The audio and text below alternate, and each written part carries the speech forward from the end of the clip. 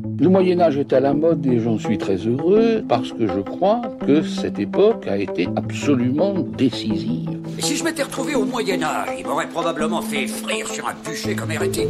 Passion médiéviste, les hors-séries. Je comprends, ça change et ça ne change pas, quoi.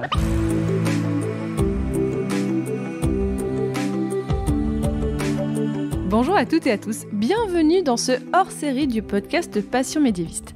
Aujourd'hui, j'ai le plaisir et l'honneur d'avoir au micro quelqu'un que vous avez déjà entendu au moins 2 fois, il me semble, Christophe Furon. Bonjour Christophe. Bonjour Fanny. Christophe, je te reçois à l'occasion de la sortie de ton livre « Les écorcheurs » sorti aux éditions Arquet en octobre 2023. On va en parler en détail. C'est la 2e fois alors que je fais ce format d'épisode où je reçois des invités qui sortent des livres. Je vous renvoie vers le mini-épisode que j'avais fait avec Lucie Jardot, l'invitée de l'épisode 4 de Passion médiéviste, et c'était il y a fort longtemps. Et donc Christophe, je t'avais reçu dans l'épisode 29. Le titre, c'était « Les compagnons de Jeanne d'Arc ». Alors, avec le recul, on aurait peut-être dû pas mettre ce titre. Mais c'est ma faute aussi. Tu avais travaillé donc sur Étienne de Vignoles, dit La Hire, et Pothon de Xaintrailles, donc des capitaines de Charles VII. On avait sorti cet épisode en juillet 2019. C'était il y a fort longtemps. Il y a plus de 11 000 écoutes pour cet épisode, donc plutôt un succès. Je suis très contente. Donc, auditeurs, auditrices, si vous ne l'avez pas écouté, c'est le moment. Et je t'avais aussi reçu dans l'épisode hors-série sur la guerre qu'on avait sorti en novembre 2022 avec Peter Morel et Albert Leparc. Donc, Christophe, tu es donc toujours enseignant, c'est ça ? C'est ça. Donc, docteur en histoire médiévale et chercheur associé du Centre de recherche en histoire internationale et atlantique de Nantes Université. Et donc, justement, avant de parler de ton livre, faisons un peu le point sur ton parcours depuis le premier épisode qu'on a enregistré ensemble en 2019. Parce que tu as soutenu ta thèse en décembre 2021. J'avais eu aussi le plaisir et l'honneur d'assister à ta soutenance de thèse. C'était très intéressant. Alors, raconte-nous déjà comment tu as vécu ta soutenance de thèse et comment ça s'est passé pour toi ? En fait, j'étais très très fatigué. C'est-à-dire que il y avait un tel enjeu pour moi, un enjeu personnel, qu'en fait, dans les 48 heures avant, j'ai très peu dormi. Et donc, quand je suis arrivé à la soutenance, j'étais pas dans un état où il fallait soutenir, en fait. Mais ça s'est bien passé, effectivement. Et puis, j'ai vécu ça comme un accomplissement, évidemment, après toutes ces années de recherche. Surtout que faire une thèse en même temps qu'en enseignant, c'est quand même compliqué. Donc, j'étais content d'être arrivé au bout et puis d'avoir eu les félicitations quand même du jury au final. Donc, oui, c'était quand même une belle expérience. Et qu'est-ce que ça a changé pour toi d'avoir une thèse, en fait, une fois que tu l'avais soutenue? Est-ce que ta vie a changé? Raconte-nous. Rien du tout. C'est-à-dire que... Enfin, rien et en même temps, oui. C'est-à-dire que d'un point de vue universitaire, je fais des vacations à l'université, mais comme avant la thèse... Vacations, ça veut dire c'est des remplacements, c'est ça? Voilà, c'est bouche-trou plutôt. C'est-à-dire que... Comme il y a de moins en moins de postes à l'université, on les remplace par des vacataires qu'on prend dans le secondaire et donc qui font quelques heures par semestre. Donc j'en faisais avant, donc j'en fais un peu plus après, mais c'est pas lié à la thèse. Par contre, ce qui a changé, c'est que au moment de la soutenance de thèse, en fait, l'éditeur Arquet m'a contacté pour un bouquin. Voilà, et ça a donné ce bouquin sur les écorcheurs. Donc d'un point de vue universitaire, ça change rien, mais à côté, ça m'a donné quand même une opportunité, ça m'a donné plus de visibilité aussi grâce aux réseaux sociaux et ça a donné plus de visibilité à mes travaux surtout. C'est ça qui est le plus important quand même. Oui, tu es assez actif notamment sur ce qu'on appelait avant Twitter. Ouais. Tu fais beaucoup de vulgarisation, de recherche dessus. J'essaye. Après, c'est compliqué et puis ça dépend aussi du temps. Voilà, quand on a des copies à corriger, on passe davantage de temps à corriger les copies qu'à être sur Twitter. Mais c'est vrai que j'essaie de réagir parce que c'est quand même important d'être présent et d'apporter une parole scientifique sur un réseau qui l'aide de moins en moins. Donc faire acte de présence déjà pour les gens qui cherchent vraiment à s'informer. Bien sûr, on ne convaincra pas les extrémistes de tous bords, mais au moins pour les gens qui cherchent à s'informer, qu'ils puissent avoir une source d'information rapide à ce niveau-là. Et donc, tu as fait un livre, là, qui est sorti récemment. Mais déjà, avant de parler du contenu du livre, ce livre, il n'est pas totalement adapté de ta thèse, parce que c'est pas un livre sur Pothon et La Hire, c'est un livre sur les écorcheurs. Alors, raconte-nous un peu le processus de création de ce livre. Alors, l'idée de ce livre, en fait, est née pendant la thèse. C'est-à-dire que La Hire et Pothon de Xaintrailles, ce sont des capitaines qui ont participé à l'écorcherie, on en reparlera tout à l'heure. Et en fait, en étudiant leur activité d'écorcheur, qui ne représente qu'un petit quart de leur carrière, je me suis rendu compte qu'il y avait beaucoup de sources qui étaient soit connues, mais pas entièrement exploité, ou enfin voilà, il y avait encore des choses à dire. Et aussi beaucoup de sources inédites que j'ai retrouvées dans mes pérégrinations dans les archives départementales et municipales dans le cadre de ma thèse. Donc je savais que ça n'entrait pas dans le cadre de la thèse, mais je me disais, je garde ça de côté pour plus tard. Et au final, je m'étais dit, tiens, ce serait bien qu'il y ait un bouquin dessus. Enfin, il y a matière A. Et il se trouve qu'au moment de ma soutenance, l'éditeur Arquet m'a contacté. Et là, je leur ai dit, écoutez, là, j'ai peut-être un bouquin qui correspondrait à votre ligne éditoriale. Et ils ont été plus enthousiastes que moi au début. Et donc, ça a donné ce livre, quoi, au final. Et aussi, comment est-ce que tu as travaillé sur le livre ? Est-ce que c'est différent par rapport à l'écriture de la thèse ? Oui, c'est différent tout de même parce que je savais que je ne pouvais pas faire dans l'exhaustivité. Dans la thèse, on nous demande de tout dire. Là, je ne peux pas tout dire, tout simplement parce que je sais déjà qu'il y a encore des sources qui restent à découvrir. Et ensuite, on est limité en nombre de signes. Moi, ma limite fixée par l'éditeur, c'était 400 000, c'est déjà pas mal. Mais disons que ma thèse à côté, elle fait 2 millions de signes. Donc, ah oui, on voit bien la différence. Et donc, on ne peut pas tout dire. Et donc, je savais que je ne dirais pas tout. Donc ça change. Et ensuite, je savais que j'allais m'adresser à un public plus large que le public universitaire. Et donc, il fallait quand même que je travaille notamment sur l'écriture, parce que lire ma thèse, c'est quand même assez sec, c'est ardu. Et d'ailleurs, j'avais été frustré pendant la thèse de ne pas pouvoir travailler l'écriture véritablement. Donc là, j'ai essayé de le faire. Je ne sais pas si j'ai réussi à toutes les pages, mais en tout cas, j'ai voulu travailler là-dessus. Donc c'est vraiment un autre processus d'écriture. Et j'ai trouvé ça intéressant. C'était une belle expérience quand même. J'ai appris d'autres choses. J'ai appris à écrire en fait, un petit peu. En tout cas, j'ai essayé. Non, mais moi, je trouve effectivement que tu as un style qui est très... Alors, je sais pas très bonne en littérature, mais en fait, on est, en tout cas au début, on est immédiat stress, on est directement dans l'action, et ça, j'ai bien aimé. On sent qu'il y a un côté vraiment littérature quand on te lit, qui n'est pas juste un livre d'histoire, donc j'ai beaucoup aimé ça. Voilà, dès l'introduction, en fait, je sais pas faire les introductions et les conclusions. Ça se sent. Ça m'a été reproché d'ailleurs à la soutenance de thèse.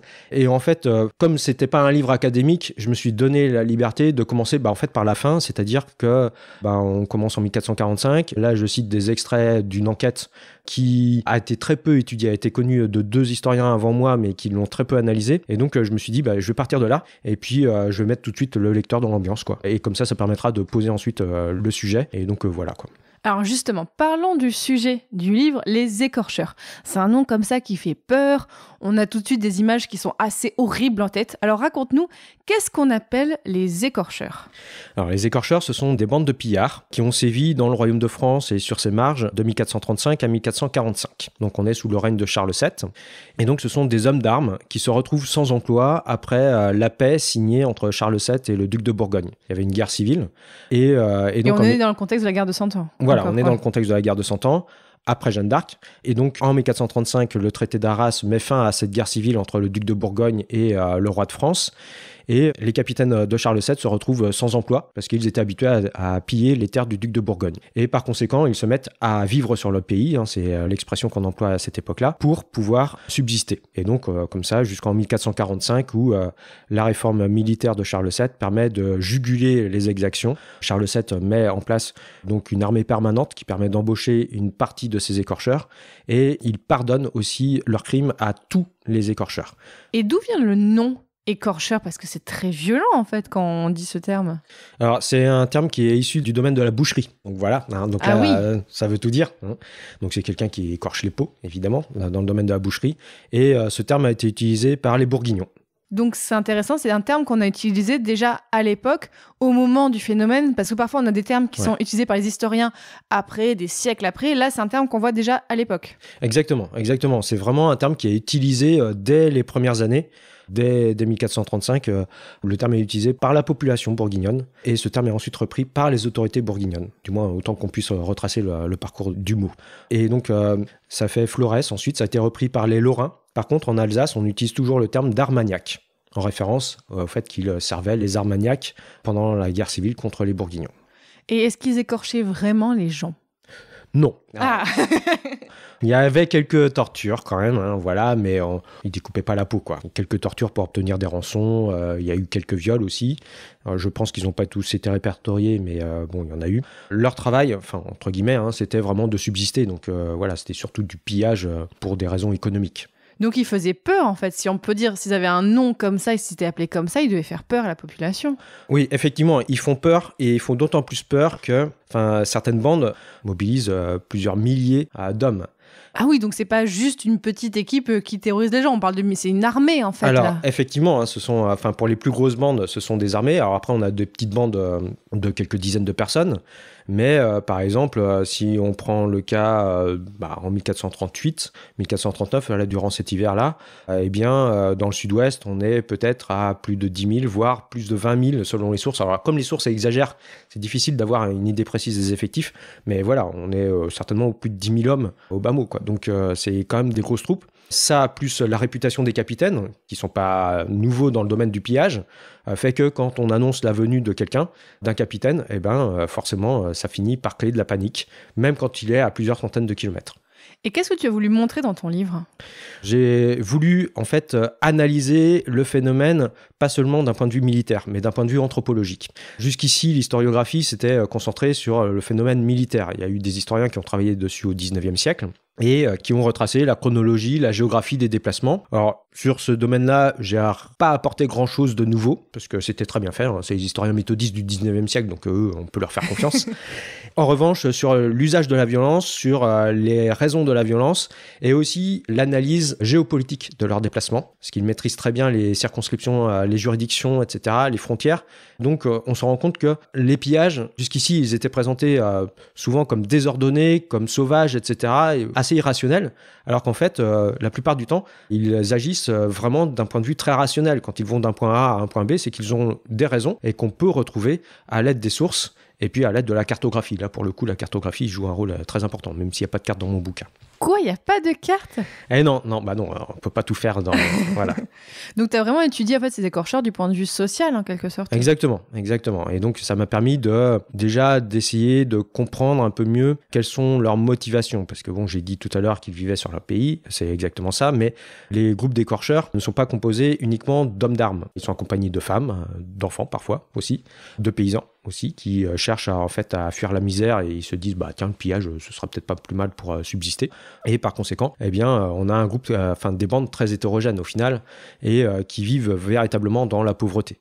Et donc, on l'a dit, c'est sur vraiment une dizaine d'années que ce phénomène se met en place. Et donc, on est sur quel espace géographique ? Est-ce qu'on est que sur la Bourgogne ou est-ce qu'on a ça dans toute la France ? On a ça dans à peu près toute la France, alors à des rythmes différents selon les régions. Et c'est pas en même temps partout. C'est très localisé. On a des bandes qui circulent sur plusieurs centaines, plusieurs milliers de kilomètres en une année.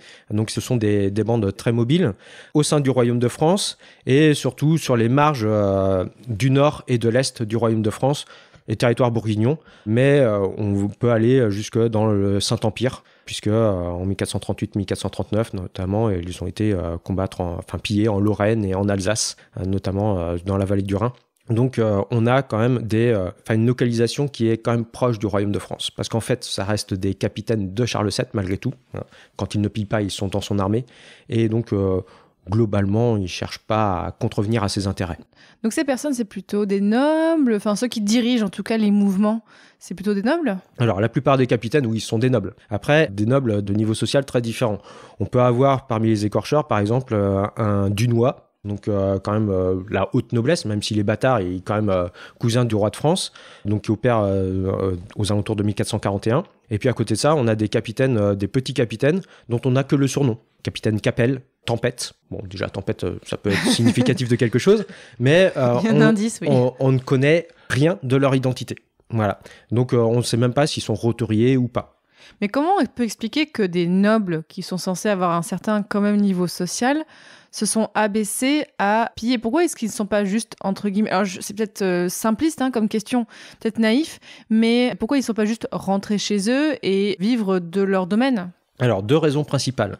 La première, c'est que ces grands capitaines là, qui sont issus de la noblesse sont liés à Charles VII et en fait, quand ils pillent, généralement, en tout cas quand on a assez de sources, on découvre qu'en fait, ils sont en train de piller au service de Charles VII, en gros. Voilà. Alors Charles VII dit non, c'est pas bien, faut pas piller, mais en réalité, Charles VII, ça l'arrange bien. Et il l'empoche quand même. Alors Charles VII, non, il l'empoche pas, mais en tout cas, il engrange des bénéfices dans les négociations. Par exemple, en 1445, on voit bien que Charles VII couvre Pothon de Xaintrailles et Robert de Floc qui sont en train de piller les possessions bourguignonnes au moment même où Charles VII est en train de négocier avec la femme du duc de Bourgogne. Donc voilà, donc ça c'est la première raison. Et la deuxième raison, c'est que ce sont des chefs militaires, ils ont sous leur responsabilité des hommes pour lesquels ils doivent assurer la subsistance. C'est le rôle du capitaine d'assurer la subsistance de ces hommes. Et il ne peut pas se permettre de perdre leurs hommes, parce que si leurs hommes ne subsistent pas, ne vivent pas, eh bien, ils vont quitter le capitaine. Et dans ce cas-là, ce capitaine-là ne pourra pas recruter au moment où il en aura besoin. Donc, il est obligé d'assurer la subsistance de ces hommes pour les garder. Et c'est ce qui explique, en fait, ces pillages. C'est un cercle vicieux, en fait. Cercle vicieux, oui et non. C'est-à-dire que c'est un mode de vie, en fait. Le problème qu'on a, c'est qu'on oppose trop souvent, en fait, le service armé du roi et le pillage à côté. Parce que c'est la législation, les ordonnances royales de l'époque font bien la distinction entre les deux. Mais en réalité, l'un ne va pas sans l'autre. Quand ils sont au service du roi, pendant les opérations de siège ou les campagnes militaires, ils continuent de piller, en fait. Donc c'est un mode de vie, le pillage. Donc c'est pas vraiment antinomique, c'est juste un mode de vie qui fait que, ça leur paraît naturel, en fait, de piller. Bon, tu nous as déjà cité quelques noms d'écorcheurs, mais je veux bien que tu nous racontes peut-être quelques parcours d'écorcheurs que tu as pu étudier qui n'avaient été finalement pas assez étudiés avant. En fait, quasiment tous n'ont pas été assez étudiés avant. Alors, il y a Robert de Sarrebruck qui a été étudié par Valérie Toureille, donc il n'y a qu'à lire son bouquin et puis comme ça, ce sera bon. Mais en fait, on a plein de profils différents. On a par exemple un Lahire ou un Poton de Xaintrailles qui pillent uniquement au service de Charles VII. Voilà, et ils sont officiers du roi, donc eux, quand ils pillent, c'est jamais contre les intérêts de Charles VII, et c'est souvent à sa demande, en fait. Voilà. Ensuite, on a des électrons un peu plus libres. Rodrigue de Villandrando, capitaine castillan, qui s'est il y avait un indice dans le nom, effectivement. Oui, voilà, exactement. Qui s'est mis au service de Charles VII, mais qui est aussi au service du duc de Bourbon, qui est pas très copain avec Charles VII. Enfin, en tout cas, Charles VII s'en méfie beaucoup. Et en gros, lui, il vit de pillage. Alors, le truc, c'est que lui, c'est un des gros capitaines, puisqu'il a souvent plus de 10 000 hommes, selon les sources, sous ses ordres. Et donc, là où il passe, ça repousse pas, quoi. Hein. Donc, voilà. Et puis, à côté de ça, on a des capitaines secondaires, plus en difficulté. J'étudie dans mon livre le cas de Dimanche de Cour, qui a un capitaine qui a quand même des états de service assez intéressants au service de Charles VII, mais qui est régulièrement en difficulté. Et puis, parmi les écorcheurs, j'ai pu retracer aussi le parcours de certains non-guerriers. Pierre Hervé, par exemple, un simple homme d'armes. J'ai trouvé sa lettre de rémission aux Archives nationales, enfin, à les numériser. Et donc, Pierre Hervé, sa lettre de rémission retrace tout son parcours entre 1429 et 1444, au moment où il prend sa retraite. Et lui, c'est un simple homme d'armes. Et dans cette lettre de rémission, on voit bien que sans pillage, il ne peut pas survivre, en fait. Donc, c'est ça qui est intéressant. Il y a aussi un barbier, Gaillard d'Amade, dans le sud-ouest, qui profite du passage d'écorcheurs en 1438 pour entrer à leur service. Mais il reste dans sa région natale, la région de Toulouse, le sud de Toulouse. Il sert de guide, en quelque sorte. Et puis, après, il reste chez lui, quoi. Et après, il a quelques problèmes avec son voisinage, parce que justement, il a servi les écorcheurs. Donc voilà. Et dans les sources que tu as étudiées, en fait, tu as des sources, bien sûr, donc, comme tu as dit, lettres de rémission, donc qui là sont émises, entre guillemets, par les autorités. Mais est-ce que tu as aussi des sources directes des personnes que tu as étudiées ? Alors non, c'est ça le gros problème quand on étudie les écorcheurs, c'est qu'on a des sources qui sont issues principalement des pouvoirs qui ont été victimes de l'écorcherie, en quelque sorte. Donc il y a déjà un biais. Enfin, il y a un biais. Il y a toujours un biais, mais là il y a déjà un biais d'opposition. Exactement. Je ne sais pas ce que pensent les capitaines de l'écorcherie, parce que ils s'expriment pas. Donc voilà, c'est des sources surtout bourguignonnes. Alors les sources bourguignonnes, ce sont principalement des enquêtes sur les ravages commis par les écorcheurs. On en a conservé quand même quelques-unes qui sont bien étoffées et qui donnent donc beaucoup de détails. On a aussi des registres de comptabilité, puisque le duc de Bourgogne et puis les villes aussi cherchent à s'informer sur les passages des écorcheurs. Donc du coup, demandent des informations, donc envoient des informateurs. Ça peut être des espions, mais ça peut être juste des marchands aussi, qui vont essayer de donner des informations sur la circulation des écorcheurs. On a aussi des registres de comptabilité pour la mise en défense. Et puis, on a aussi des actes de pardon de la part du duc de Bourgogne, parce que quand les écorcheurs sont passés en 1439, notamment dans le duché de Bourgogne, certains seigneurs et certaines villes les ont bien accueillis. Ils n'avaient pas envie de se faire piller, tout simplement. Oui, c'est aussi une technique. Voilà. Et donc, ils ont contrevenu aux ordres du duc de Bourgogne. Donc, le duc de Bourgogne a piqué une crise de colère, quoi. Donc, il a montré qu'il n'était pas content. Et il a voulu ensuite... mais c'est de la mise en scène, hein, c'est-à-dire qu'il dans un premier temps, il montre qu'il n'est pas content. Et puis, dans un deuxième temps, il leur pardonne. Parce que, il a bien compris que, de toute façon, ils n'avaient pas le choix. Mais voilà. Donc, on a conservé quelques actes comme ça qui permettent d'en parler. Et est-ce que tu as étudié aussi la postérité des écorcheurs ? Parce que ce que je trouve intéressant, c'est que c'est un terme qui, aujourd'hui, nous parle un peu, alors que c'est, donc tu as dit, un phénomène qui a duré une dizaine d'années. Comment tu expliques que le phénomène des écorcheurs ait autant marqué les esprits ensuite ? En fait, il n'a pas beaucoup marqué les esprits ensuite. C'est-à-dire que le terme est repris par Thomas Bazin quand il écrit sa chronique de Charles VII dans les années 1460, et c'est tout. C'est au XIXe siècle que les historiens redécouvrent les écorcheurs, notamment les travaux d'Alexandre Thuetet, qui est un archiviste paléographe et qui ont été vraiment précurseurs. Ensuite, les historiens locaux de la Bourgogne se sont greffés sur ces travaux pour les compléter et donc ont trouvé de nouvelles sources. Et c'est vraiment au XIXe siècle qu'on découvre les écorcheurs au final, et ça correspondait à l'image qu'ils avaient au XIXe siècle du Moyen-Âge. Un Moyen-Âge violent, un Moyen-Âge sombre. Avec les écorcheurs, on a tout. Hein. Oui. Et d'ailleurs, quand on lit les bouquins du XIXe siècle sur les écorcheurs, en gros, quand on cite les exemples de violences commises, ce qu'ils trouvent, c'est vraiment ce qu'il y a de pire, en fait. Ils gardent le sensationnel, et puis le reste, voilà. Donc, il faut correspondre, en fait, le phénomène des écorcheurs à leur propre image du Moyen-Âge. D'accord, ok. Donc c'est intéressant de voir que c'est que parce que le 19e a ravivé cette image qu'on a aujourd'hui. Parce que le terme écorcheur nous parle, en fait. C'est ça qui est étonnant. Il est assez évocateur, au final, parce que on se dit, Oui, ces types-là, ils doivent pas être très, très sympas. Mais effectivement, en fait, il y a très peu d'études. Les historiens qui ont travaillé dessus, on doit se compter sur les doigts des 2 mains, grand maximum. Depuis le 19e siècle. Donc, il y a certainement encore des choses à découvrir sur les écorcheurs. Et donc, dans ton livre, tu évoques effectivement certains parcours, mais tu évoques aussi, donc moi, ce que j'aime bien, c'est que tu évoques en fait les étapes de l'écorcherie, donc le début, le pillage, les effets de l'écorcherie, et donc la fin, tu l'as dit un petit peu tout à l'heure, comment se finit l'écorcherie ? Donc, elle se finit avec la réforme militaire de Charles VII. En 1445, Charles VII promulgue une réforme militaire qui met en place une armée permanente et payée surtout. Parce que s'ils ne sont pas payés, ils vont continuer de piller. Et par conséquent, les capitaines sont chargés de sélectionner leurs hommes. Donc, ils choisissent ceux qu'ils préfèrent, et puis les mieux équipés. Et donc, ça permet comme ça de mobiliser environ 9000 hommes, donc une bonne partie des écorcheurs tout de même. Et puis, pour compléter sa réforme militaire, notamment pour permettre un retour à la vie civile, Charles VII promulgue une abolition générale, c'est-à-dire un pardon général, pour tous les crimes commis par les écorcheurs. Alors ça, c'est très important parce que ça leur permet de rentrer en fait chez eux ou ailleurs sans craindre de poursuites judiciaires pour les pillages qu'ils ont commis. Mais ça fait moins de sources après, c'est dommage. Non, ça fait beaucoup plus de sources en fait. Ok. Parce que en réalité, par précaution, ces hommes d'armes ont aussi demandé beaucoup de lettres de rémission individuelles pour doubler un peu l'abolition générale. Et d'ailleurs, on a perdu le texte original de l'abolition générale.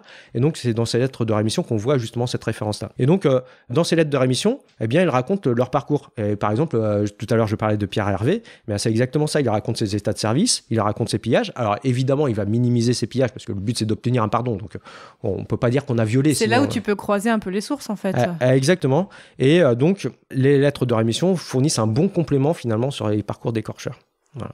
Bon, Christophe, là, bien sûr, tu viens de sortir ce livre, donc là, tu te reposes quand même un petit peu, ou pas du tout ? Pas du tout, je suis censé... En fait, je suis censé rendre le manuscrit de ma thèse version publiée au mois de janvier. Mais bon, j'ai pris beaucoup de retard. Donc, quelques semaines au moment où on enregistre ce podcast, mais donc ça veut dire que quand il va sortir, tu auras déjà rendu... Non, je l'aurai pas rendu parce que là, je suis trop à la bourre.